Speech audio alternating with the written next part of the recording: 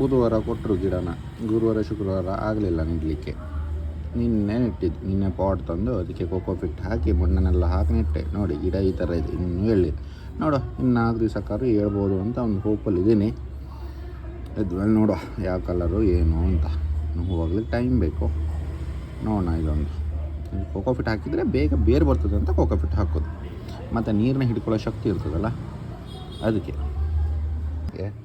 ಇದೆರಡು ಗಿಡ ಇದೆಯಲ್ಲ, ಇದು ನಾವು BDAದ್ದು 15 lakh ಗಿಡ ನೆಡೋ ಪ್ರೋಗ್ರಾಮ್ ಅಂತ ಹೋದಾಗ ಅಲ್ಲಿ BDAದವರು ಜಾಸ್ತಿ ಕೊಟ್ಟು ಕಳಿಸಿದ್ರು.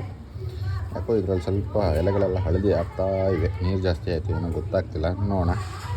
ನೋಡಿ ಇದನ್ನು ತೆಂಗಿನ ನಾರುಗಳಿರುತ್ತಲ್ಲ, ನಾರುಗಳನ್ನೆಲ್ಲ ಕಟ್ ಮಾಡಿ ಇದರೆಲ್ಲ ಹಾಕಿ ಈ ಥರ ಅದು ನೀರು ಹಿಡ್ಕೊಳ್ಳುತ್ತೆ ಮತ್ತು ಮಾಯಿಶ್ಚರ್ ತಂಪಾಗಿರೋದ್ರಿಂದ ಗಿಡಗಳಿಗೆ ಒಳ್ಳೆಯ ರೀತಿಯಲ್ಲಿ ಬೆಳವಣಿಗೆ ಸಹಕಾರಿಯಾಗಿದೆ ಅಂತ ಅದನ್ನು ಹಾಕೋದು. ಅದನ್ನು ಬಿಸಾಕ ಬದಲು ಈ ಥರ ಕಟ್ ಮಾಡಿ ಮನೇಲಿ ಸೊ ಗಿಡಗಳಿಗೆ ಹಾಕಿರೋದ್ರಿಂದ ಗಿಡಗಳು ಸೊಂಪಾಗಿ ಬೆಳೆಯುತ್ತವೆ, ನೀರು ಹಿಡ್ಕೊಳ್ಳೋ ಶಕ್ತಿ ಮತ್ತು ಹೂಗಳು ಚೆನ್ನಾಗಿ ಬರುತ್ತೆ. ಇದೆಲ್ಲ ಚಿಕ್ಕದು ದನಿ 15 days ಆಯಿತು.